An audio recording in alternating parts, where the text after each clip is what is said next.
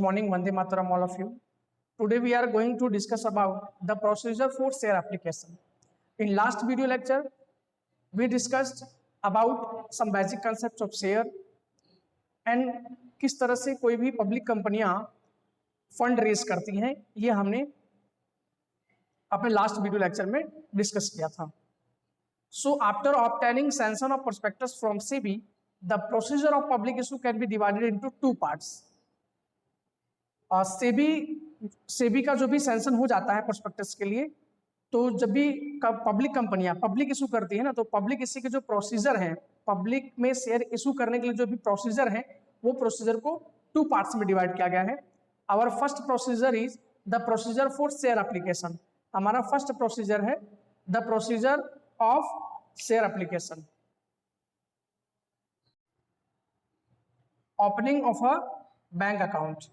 Bankers to the issue are appointed by a company to make all transactions related to the issue of share. Share issue करने के लिए जो company होती है वो एक बैंकर्स को अपॉइंटेड करती है. And the company can open a current account in any scheduled bank for making transactions regarding the issue of share. और कंपनी वो किसी भी शेड्यूल्ड बैंक में करंट अकाउंट ओपन कराती है regarding the issue of share, transactions regarding the issue of share. Meaning क्या हुआ इसका मीनिंग ये हुआ कि जो भी कंपनी होगी वो कंपनी को एक स्पेशल अकाउंट बैंक में ओपन कराना होगा, और उस स्पेशल अकाउंट का नाम होगा escrow bank account. Escrow bank account. और जितने भी issue of share related transactions होंगे वो इसी अकाउंट में होंगे. मीन्स ये हुआ कि जो भी इन्वेस्टर होंगे वो इन्वेस्टर्स जब कंपनी को पैसे देंगे, वो पैसा कहाँ पे डिपॉजिट किया जाएगा? जो कंपनी ये अकाउंट ओपन कराएगी एस्क्रो बैंक अकाउंट में. मींस कंपनी के कोई पर्सनल अकाउंट में पैसे नहीं डिपॉजिट होंगे, वो एक स्पेशल अकाउंट अलग से ओपन कराना होगा जिसका नेम होता है एस्क्रो बैंक अकाउंट. उस एस्क्रो बैंक अकाउंट में ये पैसे डिपॉजिट किए जाएंगे इन्वेस्टर्स के. सो इसके लिए कंपनी को एक करंट अकाउंट किसी भी शेड्यूल्ड बैंक में क्या करना होता है? ओपन कराना होता है. And for the purpose of public issue the company open a special bank account with the bankers to the issue which is known as a escrow bank account. Clear?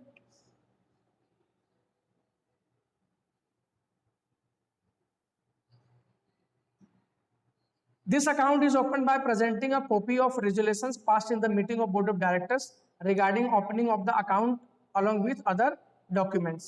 ये accounts जो board of directors की meeting होती है, उस meeting में जो भी रेजुलेशंस पास किए गए हैं उसकी जेरोक्स कॉपी प्रेजेंट करके एंड अदर डॉक्यूमेंट्स को प्रेजेंट करके ये अकाउंट्स ओपन हो सकता है. Means escrow bank account open हो सकता है. एस्क्रो बैंक अकाउंट ओपन कौन कराता है? कंपनी कराती है. और कंपनी जो भी इन्वेस्टर्स के पास से पैसे मंगाएगी वो इसी अकाउंट में मंगाएगी, एस्क्रो बैंक अकाउंट में. और इन्वेस्टर्स के लिए इन्वेस्टर को कौन सा अकाउंट ओपन कराना होता है? इन्वेस्टर्स को डीमेट अकाउंट ओपन कराना होता है. मींस इन्वेस्टर्स के पास जो शेयर जाएंगे वो डीमेट अकाउंट में जाएंगे. Clear?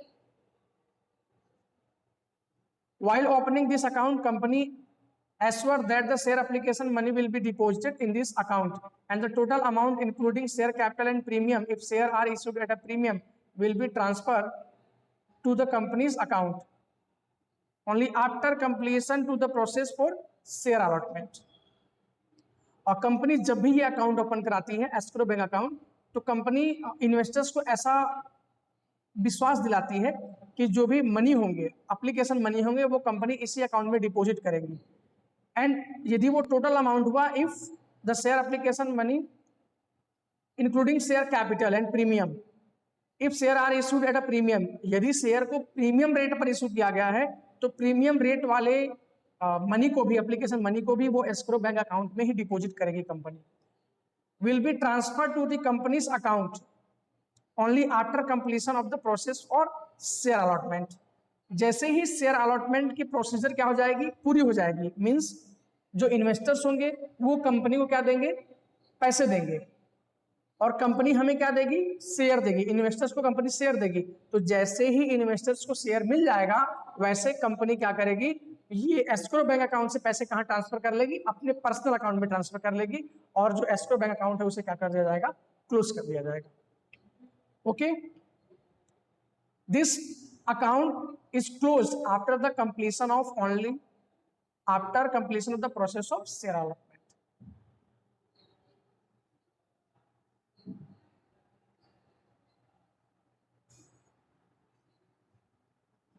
This account is closed after the completion of the process of share allotment. जैसे ही मैंने आपको पहले ही बोला, जैसे ही शेयर अलॉटमेंट के प्रोसीजर कंप्लीट होते हैं, कंपनी ये जो एस्क्रो बैंक अकाउंट है उसे क्या कर देगी, क्लोज कर देगी। Means escrow bank account share जब भी शेयर इशू किए जाएंगे तभी ओपन कराया जाएगा, और जैसे ही ट्रांजैक्शंस कंप्लीट हो जाए, सॉरी जैसे ही शेयर अलॉटमेंट की प्रोसीजर पूरी हो जाएगी, ये अकाउंट क्या कर दिए जाएंगे, क्लोज करा दिए जाएंगे। Okay, as per SEBI guideline 1/1/2016 share application can made only through ASBA। What is the full form of ASBA? Application supported by blocked amount. अब आपके मन में डाउट आ रहा होगा, सर ये application supported by blocked amount क्या है? वेट, डोंट वरी, सब क्लियर हो जाएगा। सेबी की एक लेटेस्ट गाइडलाइन आई 1/1/2016 में। ऐसा सेबी ने उस गाइडलाइन में ऐसा था कि जो भी एप्लीकेंट होंगे, मींस जो भी इन्वेस्टर्स होंगे, वो कंपनी को जब भी वो एप्लीकेशन देंगे तो वो आसबा प्रोसीजर के थ्रू देंगे। आसबा एक प्रोसीजर है जिसका फुल फॉर्म होता है application supported by blocked amount. इसमें ये होता है ना कि जैसे कि अब मैं आपको इसे एक एग्जांपल के हेल्प से समझाता हूं कि एक इन्वेस्टर्स है और वो 10,000 रुपीज का शेयर लेना चाह रहा है, तो वो बैंक में जाएगा, जिस बैंक में उसके अकाउंट होंगे या उसके किसी भी ब्रांच में वो जा सकता है। बैंक में जाने के बाद वो आसबा प्रोसीजर करेगा, मीन्स जो भी फॉर्म होंगे वो फॉर्म फिलअप करेगा, और वहां पर 10,000 रुपीज की जो भी कॉलम होगी उसमें वो फिलअप करेगा, और वहां पे वैसा उसे रिटर्न कंसेंट देना होगा कि मैं 10,000 रुपीज की इस कंपनी से शेयर लेना चाहता हूँ। तो जो बैंक होगी ना, वो जो अप्लीकेंट होंगे, जो इन्वेस्टर्स होंगे, उन इन्वेस्टर्स के अकाउंट से 10,000 रुपए क्या करेगी, ब्लॉक कर देगी। मतलब 10,000 का शेयर ले रहा है तो 10,000 के अमाउंट ब्लॉक हो जाएंगे। मतलब क्या हुआ, अब ये जो मनी है ना तो इन्वेस्टर्स ले पाएंगे और ना कंपनी ले पाएगी। कब तक? जब तक शेयर अलॉटमेंट के प्रोसीजर पूरे नहीं हो जाते।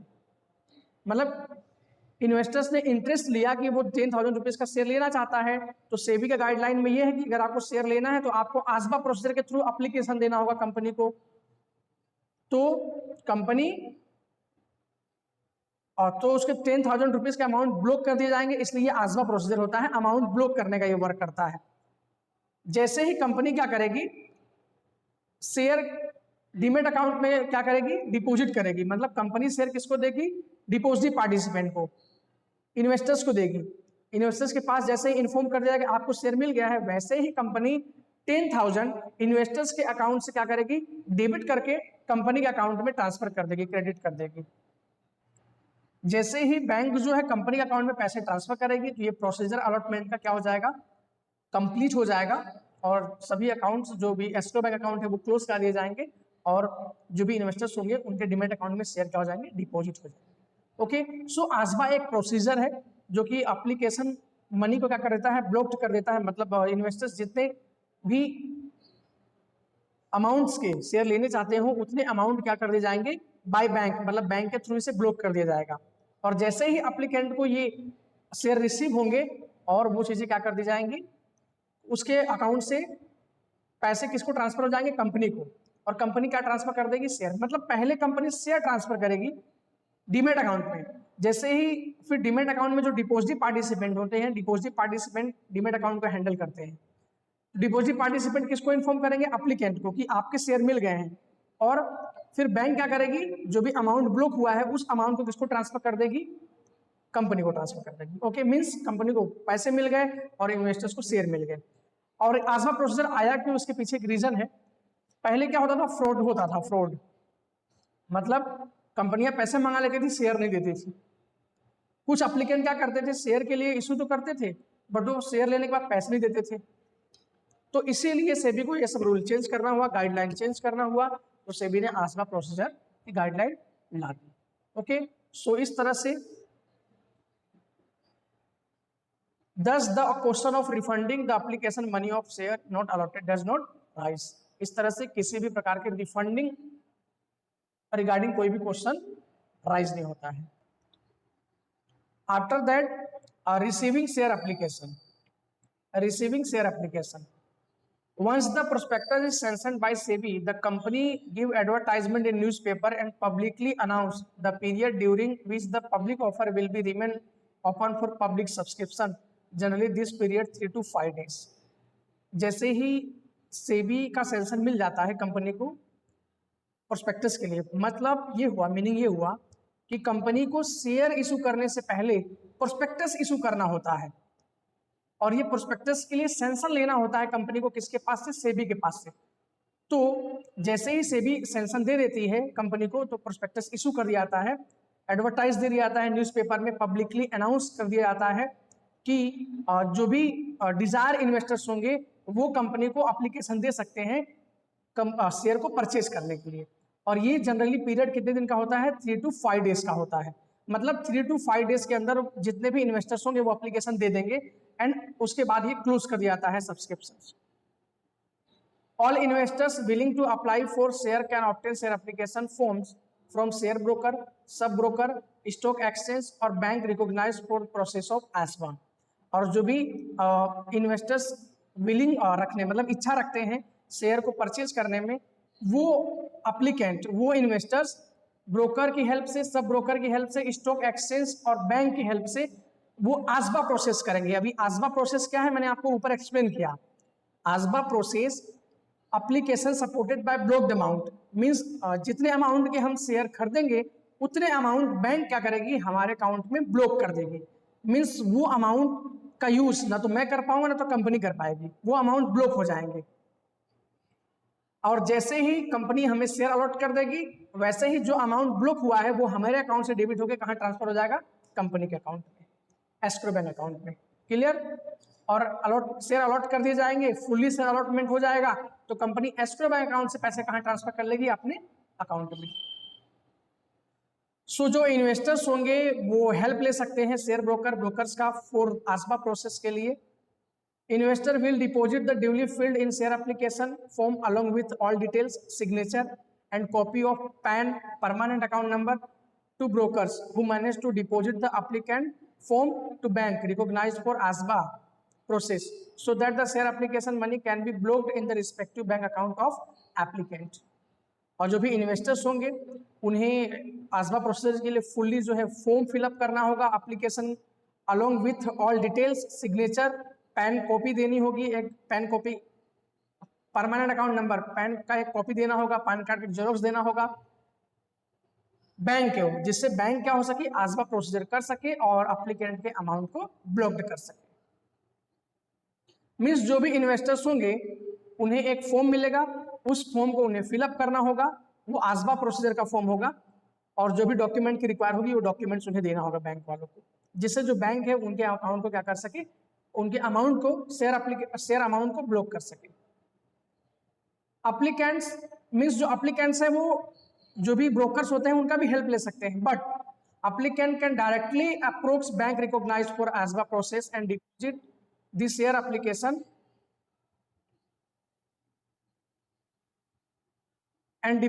share application for further process of blocking the application amount। Applicant चाहे तो वो डायरेक्टली बैंक में जा सकते हैं आसबा प्रोसीजर के लिए, और अपने अमाउंट को जो भी प्रोसेस होगा, अमाउंट ब्लॉक करने का जो भी प्रोसीजर होगा उसके लिए वो डायरेक्टली बैंक में जा सकते हैं।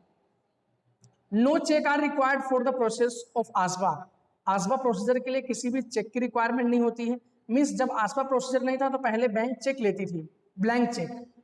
जैसे आज हम कोई चीज ईएमआई पे लेते हैं तो ईएमआई में जो भी कंपनी होती है हमसे ब्लैंक चेक ले लेती है 5-6। इससे क्या होता है कि जब मैं कभी भी अपने पेमेंट को नहीं दूंगा, ईएमआई नहीं पे करूंगा, तो वो जो बैंक है वो हमारे सिग्नेचर किए हुए चेक का यूज कर लेंगे। बट आसबा प्रोसीजर में किसी भी टाइप के बैंक चेक की रिक्वायरमेंट नहीं होती। क्यों? क्योंकि आपने आसबा प्रोसीजर किया, बैंक आपके उतने अमाउंट को ब्लॉक कर देगी, तो इससे रिटर्न का या फिर कोई प्रॉब्लम अराइज ही नहीं होगा। Under the ASBA process it is a compulsory to deposit the application form to any the recognized branch of the bank for ASBA process in which the applicant hold in his bank account। ये compulsory है कि जो भी applicant होंगे उन्हें आसबा procedure करना ही होगा। Applicant जहां पर उसका अकाउंट है उस अकाउंट में आसबा प्रोसीजर कर सकते हैं, या उस बैंक के किसी भी रिकॉग्नाइज्ड ब्रांच में जाकर ये प्रोसीजर कर सकते हैं। Because the required to block application money, the process for allotment is carried out after verifying the specimen of signature in bank account and demand account of applicant। The process of allotment का process तभी होगा जब bank जो है, bank जो applicant के signature है वो और डीमेट अकाउंट में जो एप्लीकेंट के सिग्नेचर है वो, उससे पहले वो मैच करेगी। मैच हो जाने के बाद ही प्रोसीजर आगे बढ़ेगा। अगर मैच नहीं होगा तो प्रोसीजर आगे नहीं जाएगा। Okay, after receiving the share application and blocking the application money, the bank inform the same to registrar of the companies. Bank जैसे ही अमाउंट को ब्लॉक कर देगी, मीन्स एप्लीकेंट के जो अमाउंट्स होंगे वो ब्लॉक कर देगी बैंक, और बैंक किसको इन्फॉर्म करेगी? रजिस्ट्रार्स ऑफ द कंपनी को। एंड ओनली दोज एप्लीकेशन, जिसके एप्लीकेशन आए हुए हैं, जिन्होंने आजबा प्रोसीजर किया हुआ है, बैंक उन्हीं के अमाउंट को ब्लॉक करेगी और उन्हीं एप्लीकेंट के लिए बैंक किसको इन्फॉर्म करेगी? कंपनी को, रजिस्ट्रार्स ऑफ कंपनी को। The application amount is blocked are handed over to lead manager of the company by banks, और ये बैंक फिर किसको हैंड ओवर कर देती है? लीड मैनेजर को, कंपनी को। जिससे कंपनी को ये इन्फॉर्म हो जाए, कंपनी को ये पता चल जाए कि कौन कौन पर्सन कंपनी के शेयर लेना चाहता है। मतलब यहाँ पर मीनिंग ये था कि ये प्रोसीजर पहले आजवा प्रोसीजर बैंक से होगा, फिर बैंक इन्फॉर्म करेगी कंपनी के लीड मैनेजर को और कंपनी के रजिस्ट्रार ऑफ कंपनीज को, क्योंकि ये पर्सन के बैंक ऐसा इन्फॉर्म करेगी कि ये पर्सन के एप्लीकेशन आए हुए हैं, ये मतलब ये पर्सन कंपनी के शेयर को खरीदना चाहते हैं। Okay, after that third procedure, classification of share application. A statement of share application is prepared after receiving share application. After receiving share application, जैसे ही एप्लीकेशन रिसीव हो जाएगा, अभी हमारा सेकंड प्रोसीजर क्या था? एप्लीकेशन रिसीव करना। अब कंपनी को एप्लीकेशन रिसीव हो जाएगा, फिर कंपनी उसे क्या करेगी? शेयर एप्लीकेशन को क्लासिफिकेशन करेगी, और जिस भी एप्लीकेशंस इनकम्प्लीट होंगे, जिस भी एप्लीकेंट के एप्लीकेशन इनकम्प्लीट होंगे, कंपनी उन्हें क्या करेगी? रिजेक्ट कर देगी। मतलब इनकम्प्लीट इन्फॉर्मेशन होगा एप्लीकेशन में तो कंपनी ऐसे फॉर्म रिजेक्ट कर देगी, उन एप्लीकेंट को शेयर नहीं मिलेगा। Application qualifying for allotment are classified into various categories of investors as per SEBI guideline. Applicants are to classified as 4 categories. इन्हें टोटल 4 कैटेगरीज में क्लासिफाइड किया गया है। मतलब जितने लोग हैं कि भी एप्लीकेशन आएगा कंपनी, तो कंपनी उसे 4 कैटेगरीज में क्लासिफाइड करती है। First, retail investors. Who is retail investors? Who is retail investors? Whose share application? Investor whose share application money does not exceed ₹2 lakh। जिन भी इन्वेस्टर्स के शेयर एप्लीकेशन के money ₹2 lakh से ज्यादा नहीं हो, मतलब 2 लाख से कम के लिए शेयर एप्लीकेशन आए हों, वो होंगे रिटेल इन्वेस्टर्स में। Non institutional high net worth investors, ये कौन होते हैं? जिनके शेयर एप्लीकेशन के मनी 2 लाख से ऊपर के हों, मतलब जिन्होंने 2 लाख से ऊपर के शेयर एप्लीकेशन दिए हों।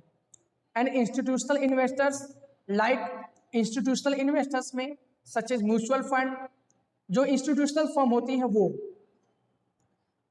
Mutual fund, financial institutions who apply for share and securities, and employ of the company, जो कंपनी के एम्प्लॉय होंगे वो। इस तरह से 4 कैटेगरीज में से क्या किया जाएगा? क्लासिफाई किया जाएगा। If share are reserved for allotment to employee of the company, और जो भी एम्प्लॉय ऑफ द कंपनी होंगे, कंपनी इनके लिए क्या करेगी? शेयर रिजर्व करेगी। कितना रिजर्व करेगी? As per SEBI guideline it is necessary to reserve 10% of share issue for retail investors. और रिटेल इन्वेस्टर्स के लिए 10% क्या करना होगा? और रिजर्व करना होगा, ये सेबी गाइडलाइन है। और कंपनी अपने प्रोस्पेक्टस में ये भी मेंशन करेगी, generally a company disclose the reservation made for each class of investors for share to be allotted in its prospectus. Company prospectus में ये भी मेंशन करेगी कि कंपनी ने किन इन्वेस्टर्स के लिए कितना रिजर्वेशन रखा हुआ है, किस किस इन्वेस्टर्स के लिए कितना रिजर्वेशन है, कंपनी को ये प्रोस्पेक्टस में मेंशन करना पड़ता है। After that last procedure, share application and statement of share allotment. देखो अभी हमारा थर्ड प्रोसीजर हो गया, opening of a bank account, receiving share application and classify share application. और लास्ट है कि share application and statement of share allotment. The number of application receive इन इस category, जैसे ही हर कैटेगरीज के क्या कर दिए जाएंगे? शेयर जो भी है The number of application received in each category is compared with the number of share to be allotted in their respective category.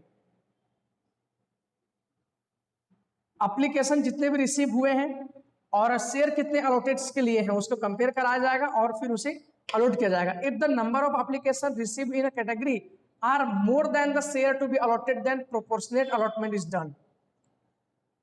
और कभी कभी ऐसा होता है कि कंपनी जो भी शेयर देने वाली है उससे ज्यादा एप्लीकेशन आ जाता है, तो ऐसे सिचुएशंस में कंपनी क्या करेगी, प्रोपोर्शनेट अलॉटमेंट करती है. लाइक कंपनी के पास 10,000 ही शेयर देने हैं और 15,000 क्या आ गया है, एप्लीकेशन आ गया है, तो ऐसे में कंपनी क्या करेगी, प्रोपोर्शनल अलॉटमेंट करती है. प्रोपोर्शनल अलॉटमेंट के लिए कंपनी एक 5,000 इंटू 10,000 ये जो शेयर अलॉटमेंट किए जाएंगे ये इंडिविजुअल एक पर्सन के हैं और टोटल 50,000 एप्लीकेशन आ गए. तो इस तरह से ये प्रोपोर्शनल अलॉटमेंट का फॉर्मूला बन जाएगा. तो टोटल 3,000 30 और कंपनी राउंड फिगर में 3,333 इस तरह से उन्हें शेयर अलॉट कर देगी इच पर्सन को. एंड आफ्टर जब भी ऐसा सिचुएशन हो कि एप्लीकेशंस ज़्यादा आ गए हों कंपेयर शेयर के कंपेयर में, तो कंपनी ऐसे सिचुएशन में प्रोपोर्शनल अलॉटमेंट करेगी. Allotment is finalise the consensus with the company secretary lead manager to issue and representative of this recognised stock exchange. Allotment का फाइनलाइज्ड कंपनी के सेक्रेटरी लीड मैनेजर इनके help लेकर किया जाता है. And statement of allotment containing details of name of applicant to whom share allotted, number of share allotted, demat account number, deposit participant ID is prepared. जिस person को share allot किया गया है उस पर्सन्स के कुछ डिटेल्स जैसे कि एप्लीकेंट्स के नेम क्या हैं, उन्हें कितने शेयर अलॉट किया गया है, number of share allotted, demat account number, deposit participant ID, इस तरह से क्या किया जाएगा, एक सर्टिफिकेट तैयार किया जाएगा जिसे हम बोलते हैं शेयर अलॉटमेंट सर्टिफिकेट. ओके. और जैसे ही शेयर अलॉटमेंट की प्रोसीजर पूरी हो जाती है, कंपनी जो होती है statement of allotment containing details of the name applicant is prepared. Depository and depository participant are informed about the share allotted to respective applicant and share allotted are credited to respective demat account of the applicant. Depository and depository participant ये inform कर देते हैं respective applicants को उन्हें कितने share allot किए गए हैं एंड उनके डीमेट अकाउंट में कितने शेयर क्रेडिट किया गया है, ये इन्फॉर्मेशन दे दिया जाता है एप्लीकेंट को. The price of share allotted is transferred from the amount blocked under ASBA to escrow bank account of the company applicant. और जो भी ब्लॉक्ड अमाउंट है अंडर ASBA में, जो भी ब्लॉक्ड अमाउंट है वो अमाउंट बैंक किसको ट्रांसफ़र कर देगी, कंपनी को ट्रांसफ़र कर देगी. And applicant are inform about the share allotted और note through SMS and email by the stock exchange and deposit participant. And जो एप्लीकेंट्स है उन्हें SMS के थ्रू उन्हें शेयर डिपॉजिट किया गया है या नहीं किया गया है, ये दोनों प्रकार की जो सूचना है वो SMS या ईमेल के थ्रू इन्फॉर्म कर दिया जाता है किसको, एप्लीकेंट को. The company also inform about the allotment of share to registrars of company and SEBI. फिर कंपनी किसको इन्फॉर्म करती है, रजिस्ट्रार्स ऑफ कंपनी को एंड सेबी को इन्फॉर्म कर देगी कि इस एप्लीकेंट को शेयर दिया गया है. The company is required to complete entire process for receiving share application, the allotment of share and listing. Listing means registrations of share on recognised stock exchange, means stock exchange market में within 15 days as per SEBI guideline. Means ये हुआ कि जैसे ही share allot कर दिए जाएंगे तो एंटायर प्रोसेस मतलब लिस्टिंग कराना, शेयर अलॉट करना, ये सभी प्रोसीजर जो हैं स्टॉक एक्सचेंज मार्केट में रजिस्ट्रेशन करवाना 15 डेज में, ये सभी प्रोसीजर क्या हो जाने चाहिए, पूरे हो जाने चाहिए. और लिस्टिंग इसलिए कराया जाता है बिकॉज जो शेयर मिला है ताकि वो शेयर सेल भी कर सकें हम लोग. जैसे मैंने किसी कंपनी का शेयर लिया है, उसके प्राइस बढ़ गए तो मैं शेयर कर सकूं, इसके लिए मुझे शेयर मार्केट में क्या कराना होगा, रजिस्ट्रेशन कराना होगा शेयर का. ओके. आई होप कि ये 4 प्रोसीजर आपको क्लियर हो गया होगा. एंड नेक्स्ट वीडियो लेक्चर में हम लोग the procedure of share allotment के बारे में डिस्कस करेंगे. Thank you.